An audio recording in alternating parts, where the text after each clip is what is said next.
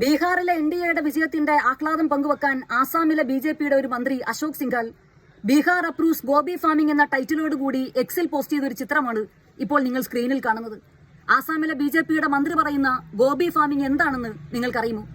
1989 ഒക്ടോബറിൽ ബീഹാറിലെ ഭഗൽപൂരിൽ തുടർച്ചയായുണ്ടായ വർഗീയ കലാപങ്ങൾക്കൊടുവിൽ ലൊഗൈൻ ഗ്രാമത്തിൽ 114 മുസ്ലിങ്ങളെ അരും കൊല ചെയ്ത് ആ മൃതദേഹങ്ങൾ കുഴിച്ചുമൂടി അവയുടെ തെളിവുകൾ പുറത്തു വരാതിരിക്കാൻ അവയ്ക്ക് മുകളിൽ കോളിഫ്ലവറും ക്യാബേജും കൃഷി ചെയ്തു. നിഷ്ഠൂരമായ ഈ കൊലപാതകങ്ങൾ നടന്ന് 44 ദിവസങ്ങൾക്ക് ശേഷമാണ് ഈ സംഭവം ലോകമറിയുന്നത്. മൃതദേഹങ്ങൾക്ക് മുകളിൽ വളർന്നുകൊണ്ടിരിക്കുന്ന ക്യാബേജിനെ കുറിച്ചും കോളിഫ്ലവറിനെ കുറിച്ചും ഗ്രാമവാസികൾ തമ്മിൽ സംസാരിക്കുന്നത് കേട്ട ചില ഉദ്യോഗസ്ഥരാണ് ഈ മൃതദേഹങ്ങൾ കുഴിച്ച് പുറത്തേക്കെടുക്കുന്നത്. അന്ന് ആ കോളിഫ്ലവർ പാടത്തു നിന്നും 52 കുഞ്ഞുങ്ങളുടെ മൃതദേഹങ്ങളാണ് കുഴിച്ച് പുറത്തേക്കെടുത്തത്.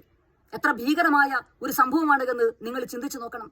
ഇങ്ങനെ നിഷ്ഠൂരമായ കൊലപാതകത്തെ പ്രതിനിധീകരിക്കുന്ന മൃതദേഹങ്ങൾക്ക് മുകളിൽ മുളച്ചു പൊന്തിയ ചോരയുടെ മണമുള്ള കോളിഫ്ലവറുകളാണ് ഒരു വിജയത്തിന്റെ ആഹ്ലാദം പങ്കുവെക്കാൻ ഭരണഘടനാ പദവിയായ മന്ത്രിസ്ഥാനത്തിരുന്നുകൊണ്ട് ഒരു മന്ത്രി പങ്കുവെക്കുന്നത് എന്നുള്ളത് ശുഭസൂചകമായിട്ടുള്ള ഒരു കാര്യമല്ല. Take care.